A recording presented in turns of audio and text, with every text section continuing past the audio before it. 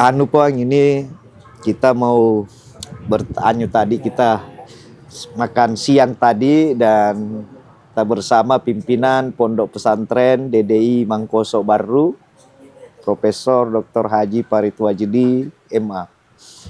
Dia tadi menjelaskan tentang kelebihan dari Ma'had Ali, pendidikan khusus kader ulama level setelah alia, jenjang untuk ini ada kelebihannya di Indonesia. Dari ada 92 lebih di Indonesia, salah satu Ma'had Ali yang ada di pesantren Mangkoso inilah yang memiliki kelebihan.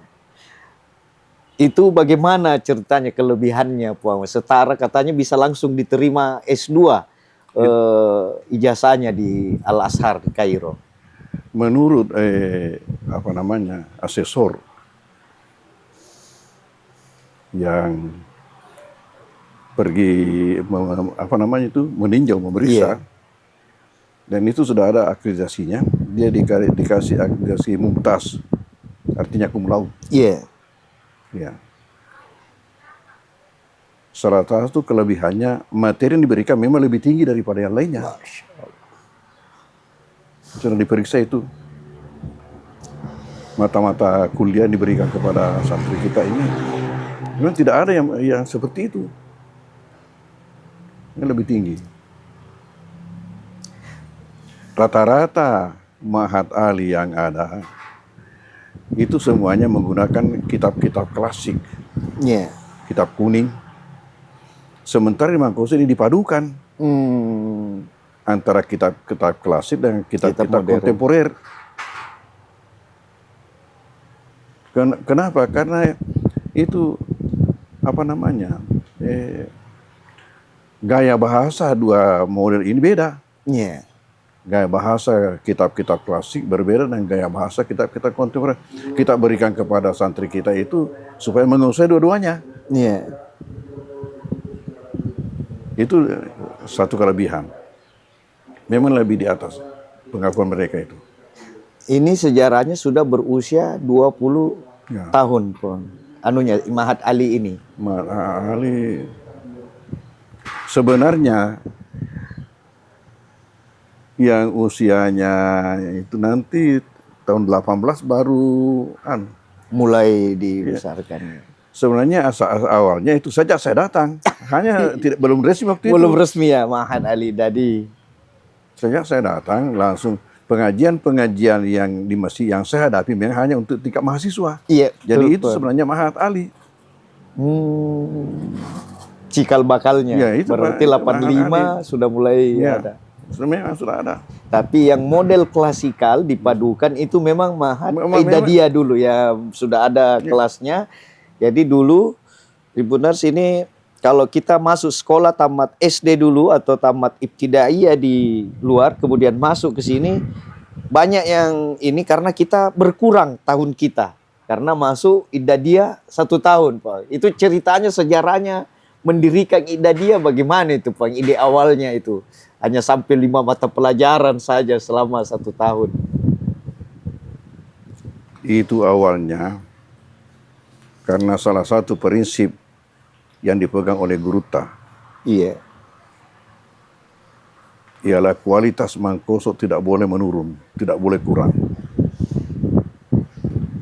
Sementara mata-mata pelajaran di Sanawiyah yang ini level SMP, Sanawiyah itu sudah membaca kitab kuning. Pertanyaan, mampukah kira-kira alumni SD langsung membaca kitab kuning? Pasti tidak bisa.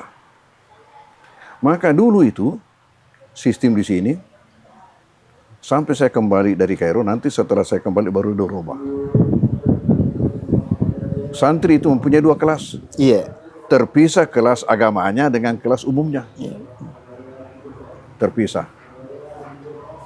Kenapa? Karena dari SD otomatis untuk kelas umumnya masuk SMP. Pak. Tetapi agamanya masih di ibtidaiyah. Masih ibtidaiyah. Karena tidak bisa masuk sanawiyah. Tidak. Jadi masuk ibtidaiyah kelas 4, kelas 5, kelas 6. Jadi tamat SMP baru naik sanawiyah. Jadi pincang. Ya. Selesai SD dan sederajat, sudah masuk menengah, pelajaran umum, tapi Iya. agamanya masih tingkat Masih tingkat dasar. dasar.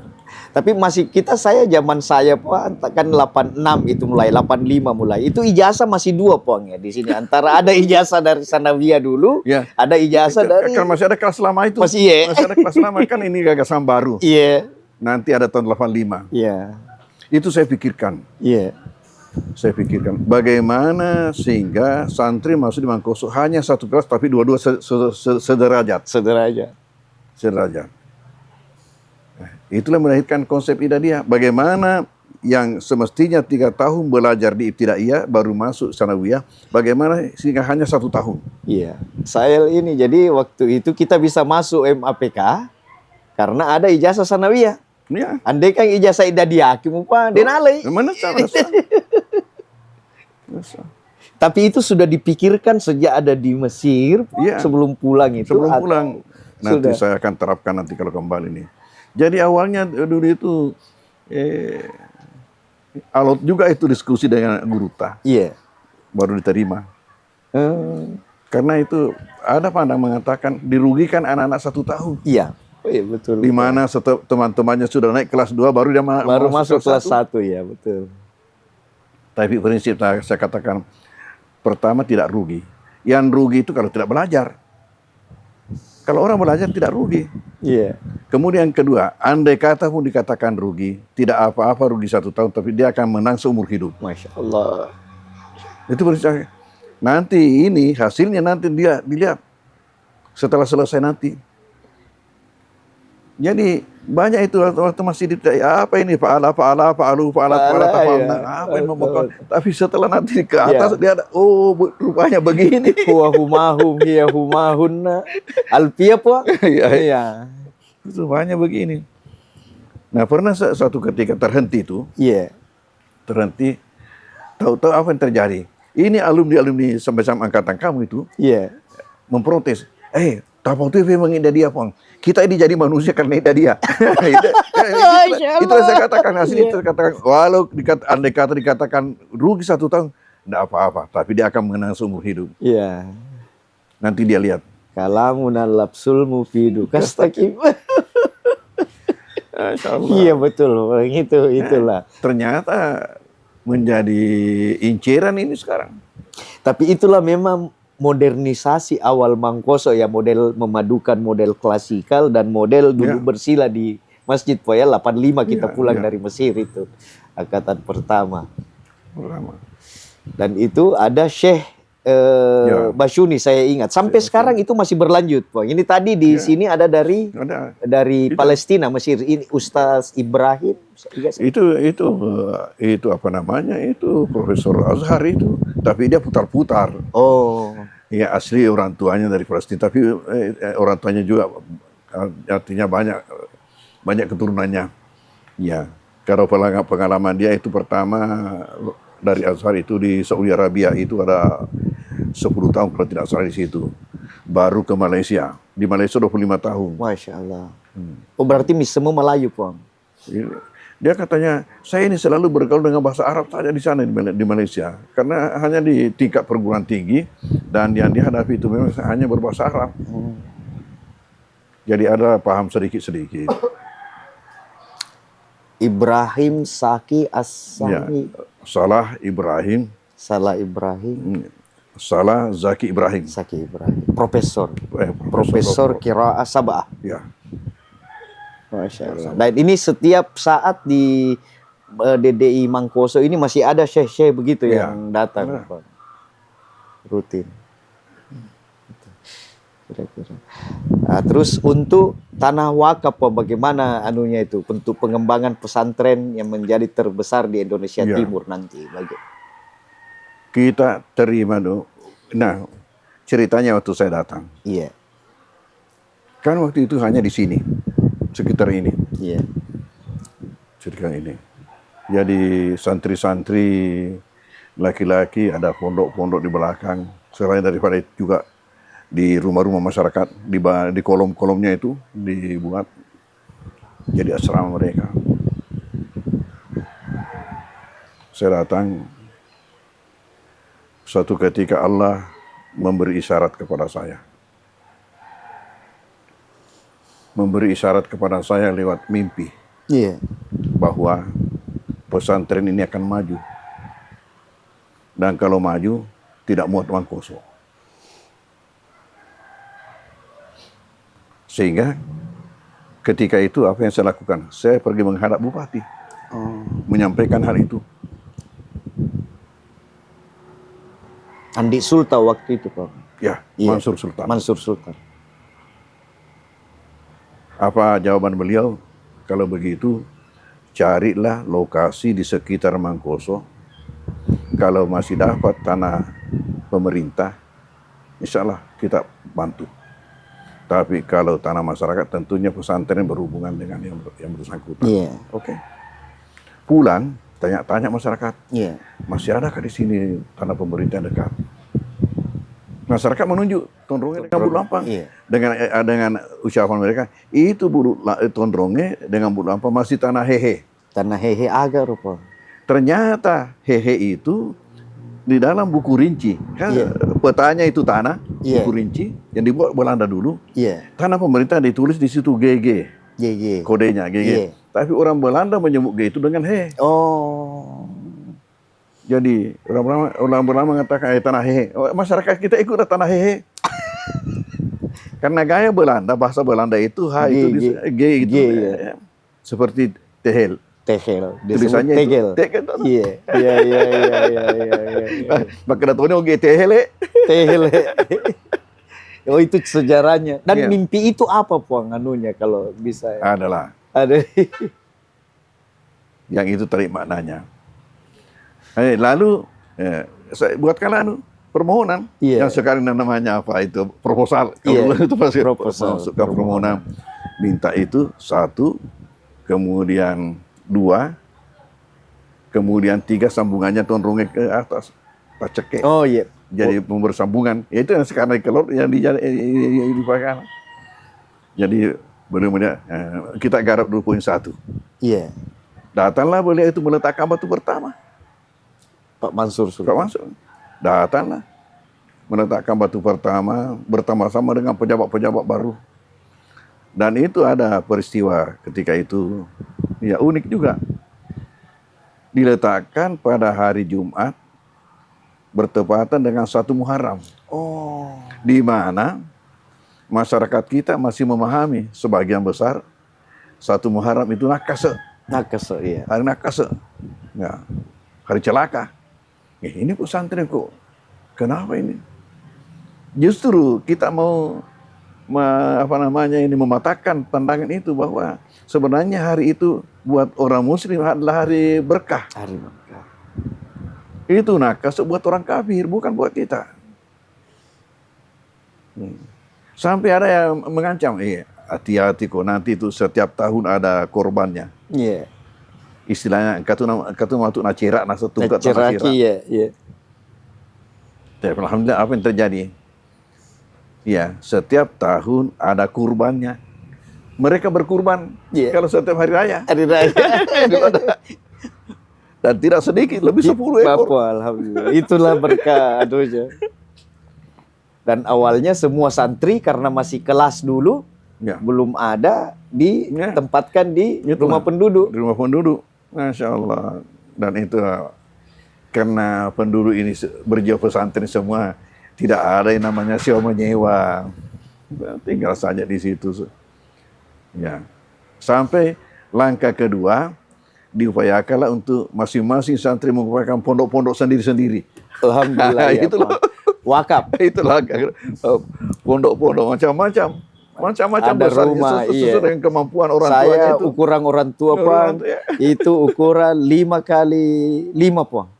Gardu-gardu, ukuran gardu ya. Telu ki. Ya, ada yang kecil sekali sampai waktu penamatan pertama tahun 87. Iya. Di Tondronge ada tamu masuk di salah satu pondok santri itu kan dikiranya WC karena kecilnya. Dikiranya Dikira sih. dia mau kencing, ternyata itu pondok santri. Ya, itu langkah kedua. Langkah ketiga, bagaimana pondok-pondok ini disatukan menjadi menjadi asrama besar. Iya. Itu langkah ketiga. Nah, langkah keempat sudah membuat sendirian. Asrama. Ya, kemudian sesudah itu prosesnya membangun dengan bangunan permanen. Jadi sekarang setiap membangun sudah berapa tahun ini selalu permanen. Jadi kita saksikan nanti itu di sana. Nah, insya Allah. Alhamdulillah. Ya, baik di sini maupun yang di kampus Putri. Jumlah total santri sekarang di pondok kita dari Idadiyah, Ibtidaiyah, Ali dan lebih 4.000. 4.000, Masya Allah. Lebih 4.000. Dan masih dari seluruh Indonesia, Pong, Kalimantan. Macam-macam ya. Iya. Macam-macam. Tadi kita ada cerita, Pong, bahwa kenapa mudah membangun lapangan kereta api di jalan rel kereta api di Barru. Tadi kita cerita tentang bahwa ada kelebihan karena Guru Tak diminta oleh Bupati dulu, kalau saya tidak salah, Andi Rum itu, Bau Rum itu meminta untuk meyakinkan masyarakat, mempermudah pembangunannya. Bagaimana itu dengan apa namanya? Dengan pertama tadi itu bahwa mereka ini dimotivasi dengan makna daripada nama baru sendiri. Iya. Dari situ bertolak dimotivasi. Nama itu tidak ada di surah apa itu disebutkan? Innamal barruar.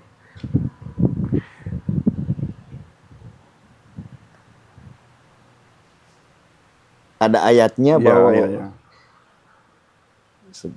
itulah yang kita pakai untuk meyakinkan masyarakat. Kalau tidak salah surah At-Tur 28.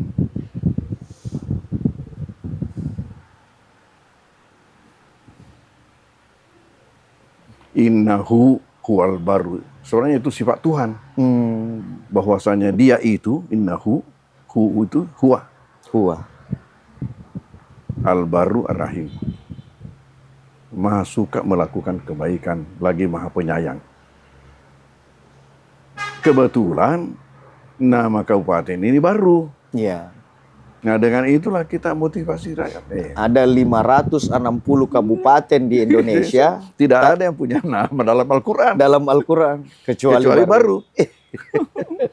Itulah. Nah, kebetulan namanya bagus, artinya bagus. Nah, dengan itulah dijadikan kesempatan untuk memotivasi masyarakat. Alhamdulillah jalan rel lebih cepat. Ya itu dimulainya dulu pelebaran jalan. Dimulai di situ dulu. Waktu pelebaran jalan. Iya, gara-gara pelebaran jalan itu, coba bayangkan. Kalau Anda punya tanah, ya hanya 1 meter, katakanlah kali 9 meter atau berapa, jadinya nanti itu, lihat nanti jadinya berapa. Dari Tuhan. Kenapa? Karena itu adalah suatu amal yang tidak putus. Dia punya pahala sampai dunia kiamat. Siapa yang bisa hitung? Makanya dengan itu juga saya tempoh hari waktu datang Pak Amin Sam untuk meletakkan batu pertama kita punya aula. Gitu. Saya sampaikan dengan itu. Masya Allah. Terus itu. Nah, akhirnya jadilah jalanan di Baru ini paling cepat selesai pelebarannya. Iya. Di mana panjang jalan di Baru itu lebih panjang daripada Marus dan Pangkep. Iya. 80 kilo lebih, 87 kilo lebih. Nah, karena itu pula maka pemerintah menjadikan sempana atau dalam bahasa kita itu senu-senuang. Itu doa dalam bentuk simbol-simbol. Menjadi di Baru dicanangkan itu kereta api. Kereta api, senu-senungan. Senu-senungan. Itu di depanan anunya Boso itu. Ya. Di Garongko, Puang. Bukan di Garongko, di Akasannya Allahumma sholli alaihi wasallam. Di Berumu di kota di pinggir jalan. Di pinggir jalan. Ya. Siaung. Siawung. Oh. Siaung. Ya. Salah-salah berhadapan dengan anunya itu Boswa. Ya. Dengan pelabuhannya Boswa. Ya, pelabuhannya Boswa di kiri, itu di kanan, di pinggir gunung. Di situ pencanangan kereta api. Sudah cukup mungkin Pak. Itu dijadikan sebagai senu-senu dan semoga bisa juga cepat jalannya. Iya. Kita sebentar ini Pak, begini kira-kira Tribuners sedikit wejangan dan sejarah tentang Mangkoso. Kami juga akan izin, tadi sudah ambil beberapa gambar di masjid Pak. Izin mau Koton Roge juga ambil gambar nanti untuk dokumentasi untuk Anu Ramadan nanti Pak, yang ditayangkan di Tribun Timur. Iya. Kemudian nanti hari Ahadnya di Bulu Lampang. Dari Ahad Pak. Hari Ahadnya. Acara itu penutupan milad ke-87 Pondok Pesantren DDI. Oh iya, insyaallah. Hari Ahad jam 9 pagi. Iya. Kemudian di situ selesai langsung pengguntingan pika ini, Waserda terpadu. Yang di asrama sini Pak. Bukan di Mahat Ali, asramanya Mahat Ali. Bukan. Itu ada di luar lagi di depan puskesmas. Iya. Itu sekarang lagi dikerja itu Warung serba Waserda ada. terpadu antara toko, ya, penginapan, rumah makan. Oh. Jadi itu anunya Mahat, anunya pondok juga. Pondok. Itu sumbangan Pak JK. Oh. Ya, di sini Pak, jadi di Aluna Puskesmas ya Pak. Iya, pokoknya itu dilihat itu. Iya. Masya Allah. Alhamdulillah. Terima kasih. Tuh, ini kita lagi berada di kediaman pimpinan pondok Guru Wajidi. Tadi sudah melakukan wawancara sedikit tentang sejarah Aidadi dan Mahat Ali. Insyaallah semoga berkah Puan. Terima kasih banyak atas kesempatannya. Download Tribun X sekarang. Menghadirkan lokal menjadi Indonesia.